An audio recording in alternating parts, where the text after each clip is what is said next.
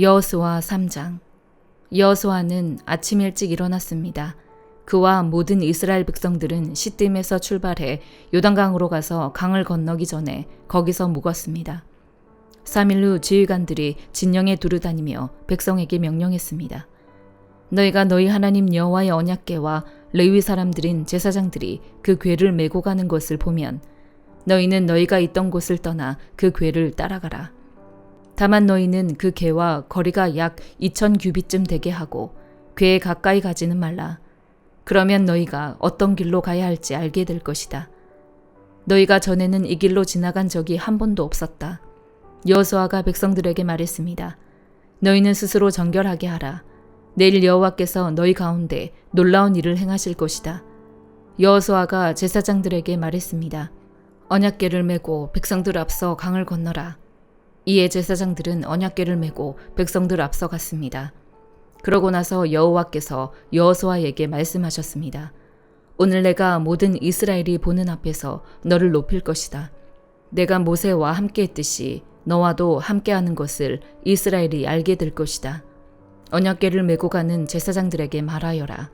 너희가 요단강 물가에 이르러 강에 서 있으라. 여호수아가 이스라엘 백성들에게 말했습니다. 이리 와서 너희 하나님 여호와의 말씀을 잘 들으라. 여호수아가 말했습니다.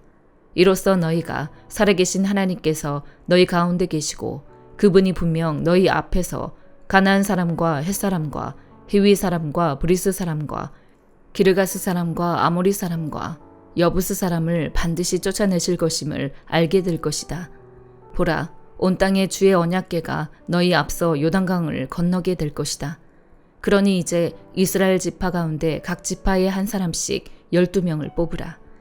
여호와 온 땅의 주 되시는 여호와의 궤를 맨 제사장들이 요단강에 발을 담그고 선 순간 아래로 흐르던 물이 끊기고 벽을 이루어 서게 될 것이다. 그리하여 백성들은 요단강을 건너기 위해 진영을 떠났고 언약궤를 맨 제사장들은 백성들 앞에 서서 갔습니다. 드디어 궤를 맨 제사장들이 요단강에 이르러 그들의 발을 물속에 담갔습니다. 요단강은 추수때여서 물이 강둑까지 가득 찼습니다. 위에서 흐르던 물이 멈추어 서고 저 멀리 사르단 지방의 아담이라는 동네쯤에서 벽을 이루기 시작했고 아래쪽 아라바 해역 곧 여매로 흐르던 물은 완전히 끊겨버렸습니다. 그리하여 백성들은 여리고 맞은편으로 건너갔습니다. 여호와의 언약궤를 든 제사장들은 요단강 한복판 마른 땅 위에 서 있었습니다. 그 사이에 모든 이스라엘 백성들은 마른 땅을 건너가 마침내 온 백성이 요단강 건너기를 다 마쳤습니다. 시편 126편. 여호와께서 시온의 포로들을 다시 데려오실 때 우리가 꿈꾸는 사람들 같았습니다. 우리 입에는 웃음이 가득하고 우리 혀에는 노래가 가득했습니다. 그때 이방 민족들 가운데 있는 이들이 여호와께서 그들에게 큰 일을 하셨다 했습니다. 여호와께서 우리를 위해 큰 일을 하셨으니 우리가 정말 기쁩니다. 오 여호와여, 포로된 우리를 남쪽의 시내처럼 회복시키소서. 눈물로 씨 뿌리는 사람들은 기뻐하며 거두게 될 것입니다. 귀한 씨를 들고 울며 나가는 사람들은 반드시 기뻐하며 단을 거두어 돌아오게 될 것입니다. 시편 127편. 여호와께서 집을 짓지 않으시면 건축자들은 헛수고하는 것이다. 여호와께서 성을 지키지 않으시면 파수꾼이 지키고 서 있는 것도 헛일이다. 너희가 일찍 일어나는 것도 늦게까지 자지 않으며 고생해서 얻은 것을 먹는 것도 헛되다. 여호와께서는 사랑하시는 사람들에게 잠을 주시기 때문이다. 자식들은 여호와의 유산이요 모태의 열매는 그분께 받는 상이다. 젊을 때 낳은 아들들은 용사들의 손에 든 화살과 같다. 화살통이 화살로 가득 찬 사람은 복이 있으니 그들이 문 앞에서 적들과 싸워도 수치를 당하지 않을 것이다. 시편 128편. 여호와를 경외하는 사람은 누구나 그분의 길로 행하는 사람은 누구나 복이 있도다. 네가 네 손으로 수고한 것을 먹을 것이요 네가 행복해지고 잘 되리라. 네 아내는 네 집안 곳곳에서 열매 맺은 포도나무 같겠고 네 자식들은 올리브 나무들처럼 네 식탁 주위에 둘러앉으리라. 여호와를 경외하는 사람은 이런 복을 받으리라. 여호와께서 시온에서 너에게 복 주시리라.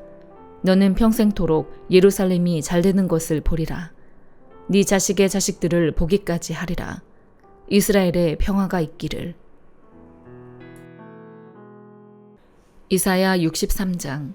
에돔에서 오시는 이분은 누구신가? 주홍빛 옷을 입고 보스라에서 오시는 이분은 누구신가? 광채로 옷을 입고 그 큰 힘으로 터벅터벅 걸어오시는 이분은 누구신가? 나는 정의를 말하며 구원할 만한 힘을 가진 자다. 왜 그대의 옷이 포도주 틀을 밟는 사람의 옷처럼 붉게 물이 들었습니까? 나는 혼자서 포도주 틀을 밟았다. 백성 가운데 아무도 나와 함께한 사람이 없다.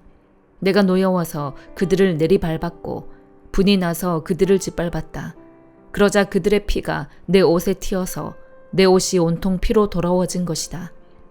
보복할 날이 됐고 구원할 해가 이르렀다는 생각을 속으로 했지만 아무리 둘러봐도 도와줄 사람이 하나도 없었다. 나는 기가 막혔다. 나를 격려해 주는 사람이 아무도 없다니. 그래서 내가 손수 내 팔로 구원했고 내 분노에만 의지했다. 내가 화가 나서 민족들을 짓밟았고 내가 분이 나서 그들을 취하게 하고 그들의 피를 땅에 쏟아냈다. 나는 여호와의 사랑을 떠올려 말하고 여호와께서 우리를 위해 하신 모든 일로 여호와를 찬양하겠다.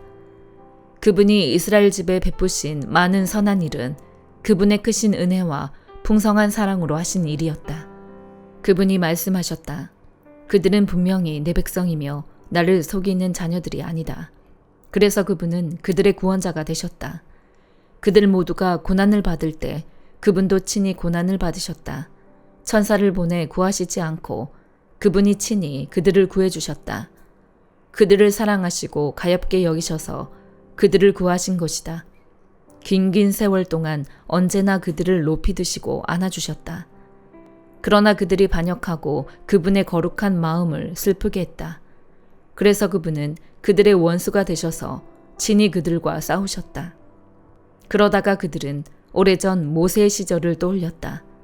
양떼를 거느리던 목자를 바다에서 이끌어 올리신 그분이 지금은 어디에 계실까?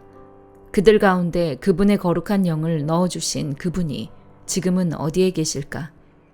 그분의 영광스러운 팔로 모세의 오른손을 붙들어 이끄시고 백성 앞에서 물을 갈라서 그 이름을 영원히 명예롭게 하신 그분이 지금은 어디에 계실까?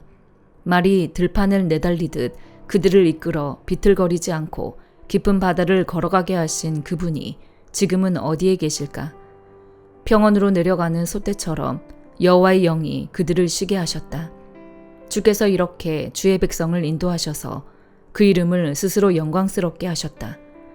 하늘에서 내려다보시고 거룩하고 영광스러운 주의 높은 보좌에서 굽어보십시오.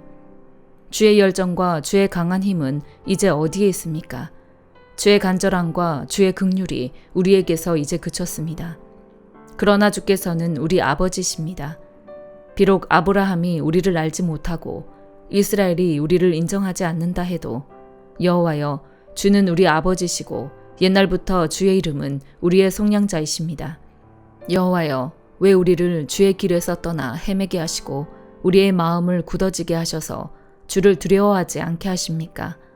주의 종들을 굽어 살피시고 주의 유산인 지파들을 생각하셔서라도 돌아와 주십시오. 잠시 동안 주의 백성이 주의 성소를 차지했었지만 이제 우리의 원수들이 주의 성소를 짓밟았습니다. 우리는 주께서 오랫동안 전혀 다스린 적이 없는 사람들처럼 됐습니다. 주의 이름을 부르지 않은 사람들처럼 됐습니다. 마태복음 11장. 예수께서 12제자에게 가르치시기를 끝마친 후에 여러 마을에서도 가르치시고 말씀을 전하시기 위해 그곳을 떠나가셨습니다. 요한이 감옥에서 그리스도께서 하시는 일에 대해 듣고 자신의 제자들을 보내 예수께 물었습니다. 오실 그분이 바로 선생님이십니까? 아니면 저희가 다른 사람을 기다려야 합니까? 예수께서 대답하셨습니다. 돌아가서 너희가 여기서 보고 듣는 것을 요한에게 전하라. 보지 못하는 사람들이 보고 다리를 저는 사람들이 걷고 나병 환자들이 깨끗해지며 듣지 못하는 사람들이 듣고 죽은 사람들이 살아나고 가난한 사람들에게 복음이 전파된다고 하라. 나로 인해 걸려 넘어지지 않는 사람은 복이 있다. 요한의 제자들이 떠나자 예수께서는 사람들에게 요한에 대해 말씀하기 시작하셨습니다. 너희가 무엇을 보려고 광야로 나갔느냐? 바람에 흔들리는 갈대냐? 그렇지 않으면 무엇을 보려고 나갔느냐? 좋은 옷을 입은 사람이냐? 아니다. 좋은 옷을 입은 사람은 왕궁에 있다. 그러면 무엇을 보려고 나갔느냐? 예언자냐? 그렇다. 내가 너희에게 말한다.